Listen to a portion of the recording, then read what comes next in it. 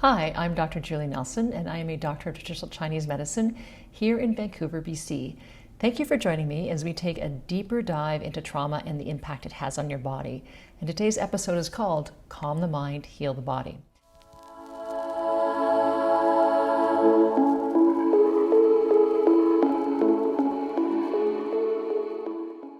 The inspiration for today's talk actually comes from one of my favorite books, The Body Keeps the Score, by Dr. Bessel van Der Kolk, who wrote this in 2014.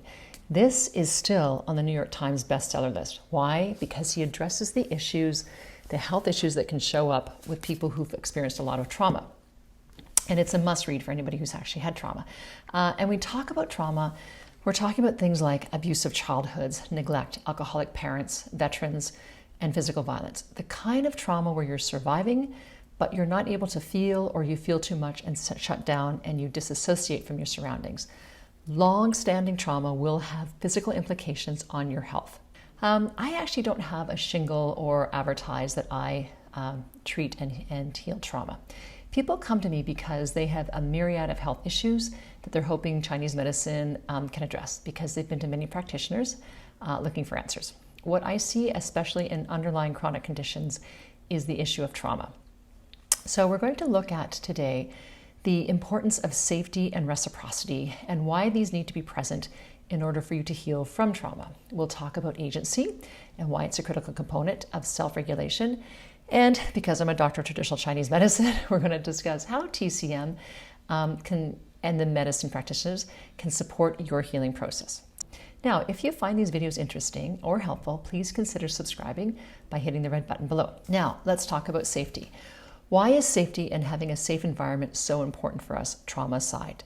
So here's the thing. As humans, we not only track another person's movements, but we also track their emotional state and their intentions. And when we are in sync with each other, we mirror each other. And what that means is we mirror our voices, we mirror our stance, we mirror our body positions. So if somebody is positive and happy and smiling, we feel that and we adapt to that. So if somebody says, "Hey, Julie, how's it going?" and they're smiling, I'll probably go, "Great." And I'll match their intonation. I might lean in.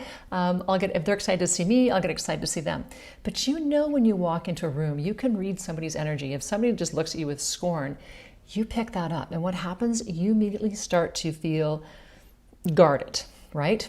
And so if somebody is negative or angry or depressed, we can get dragged down by their energy.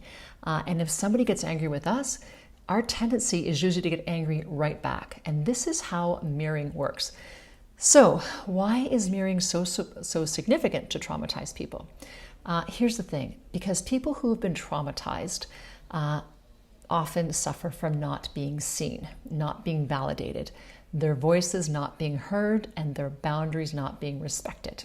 In fact, their boundaries were often violated or ignored, and their needs were not met. And according to Stephen Porges, the researcher who introduced us to the Polyvagal Theory, when we are seen and heard, so when we're seen and heard and validated by the important people in our lives, our parents, our spouses, our friends, often bosses and teachers, in short, our support system, we feel calm and we feel safe. And why, when we are ignored or dismissed, this can trigger rage and mental collapse. So when people provide focused attunement, when they pay attention to us, when they hold the space, when they're actively listening to us, this can shift us out of a disorganized and fearful state and help us get to safe, calm, and grounded. So our social relationships can either save us or they can trigger us. It's just that simple. And what happens is mirroring, our mirror neurons are constantly registering your experiences, and as a result, your body is making internal adjustments. So what your face and body are giving off, I'm responding to that. We as a species are very attuned to subtle emotional shifts in people. Deep exhales, right? Changes in expression, subtle things like raised eyebrows or standing back or leaning forwards. We are constantly regulating to that.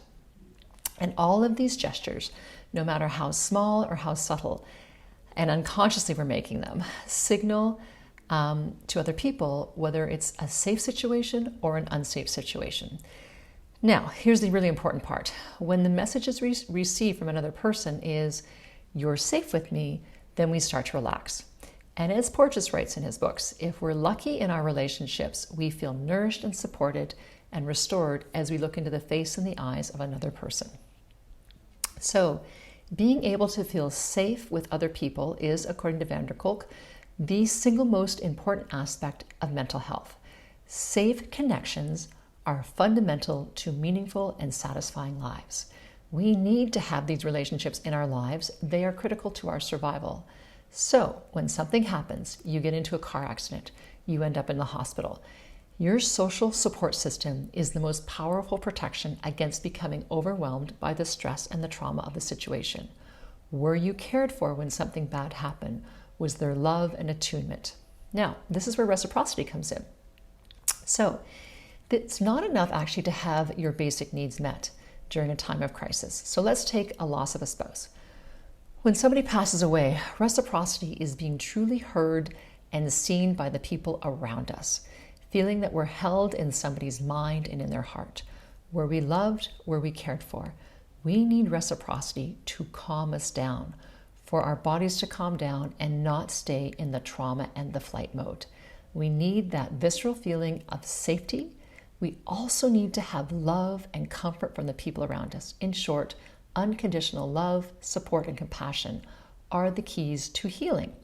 But if there's nobody around to provide that, then we're not able to regulate. If we're not being comforted or listened to or validated, then we will slip into fight, flight, or freeze. What happens when kids are growing up in traumatic households, these core needs, comfort, love, and validation, are not present. So they fall into fight or flight mode and they remain there. They get triggered there over and over and over again. When we're not being seen or heard, this can lead to intense feelings of rage. And let me just tell you, anger is a very toxic emotion in our bodies. It wears us out. It can cause high blood pressure, headaches, gut aches, especially along the side of the ribs. It can cause dysregulated periods and irritable bowel syndrome. In short, we become a fuse that slowly burns itself out, or in worst case scenarios, we end our lives. The repeated stress and despair are too much for our systems to handle. And for traumatized people who get stuck in survival mode, their energy is spent fighting off unseen enemies. There is always an internal enemy, a battle, and there's no room for nurture, self-care, and love. Their mind is constantly defending itself against invisible or perceived assaults. And these intense emotions affect not only the mind, but again, they go back to the body. They affect the gut, they affect the heart. And when the mind is strongly excited, it affects the viscera, so the stomach, the heart, and the lungs. And what happens is obsessive thinking, replaying scenarios over and over and over in your mind is a hallmark of trauma. It wears people out, leaving them conditioned for disappointment and conflict. So, how do we get to calm? How do we even begin to heal from years and years of neglect and abuse? The first step is awareness. You need to be aware of what you're actually feeling in your body and where you're feeling it in your body. And when I'm treating patients, one of the first questions I ask them is, what are you feeling and where are you feeling it? And traumatized people often can't feel their pain. They're too dysregulated. And where there is pain, there is trapped energy. So whether it's physical or emotional, pay attention to your feelings. It's hard to do because nobody actually wants to feel pain. We do everything we can to avoid it. Now, once you can actually feel what you're feeling, the next step is to try to tune into what is it that's making you feel that way? What is the trigger?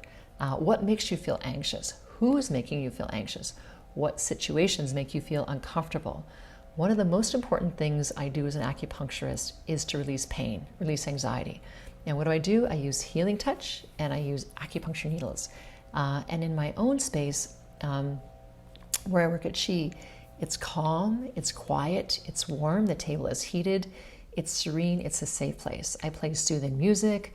I have a lavender diffuser because lavender is really good at calming down the central nervous system.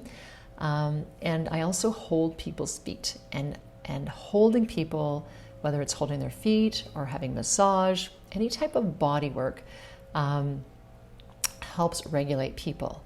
And speaking in a calm, regulated voice, everything I'm doing when I'm working with patients is signaling I'm hearing you, I understand what you're saying, and you're going to be safe. And then once we get to safe, then we can start to come back physically and emotionally into our bodies. And what I find is a lot of people have no idea how dysregulated they are. They have no idea how stressed out they are. They have no idea how wound up they are until we start to reconnect them with their bodies. And acupuncture and healing touch help release this energy. What is the energy? It's stored emotion, hurt, neglect, disappointment, anger, fear, or simply exhaustion.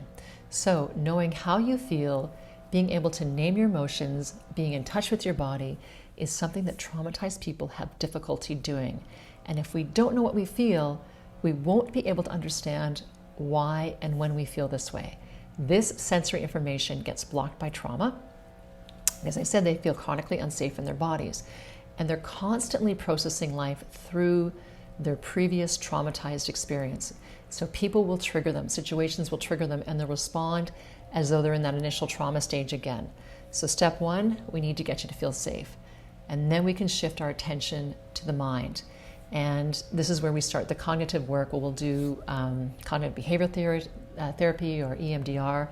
And we call this the bottom-up approach. So you need to feel safe before you can start to heal and examine the root and the source of your pain. And our next topic, as I say, we're going to go deeper into this a little bit more and look at more examples and things like that. So that's as far as we're going today. Thank you so much for joining me here in gorgeous Vancouver, BC. And stay tuned for more information on trauma. And thank you for watching.